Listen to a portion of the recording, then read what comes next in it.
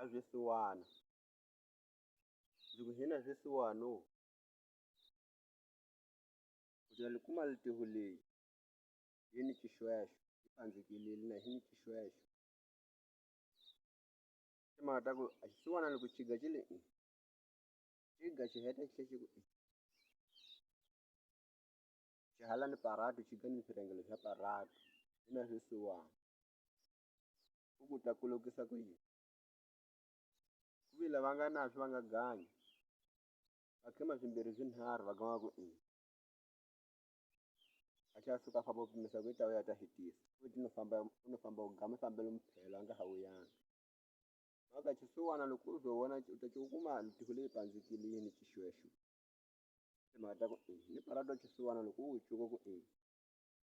laha suka kona lahaya i khwayekele hi litiho leyi i khwayekele hi litiho leyi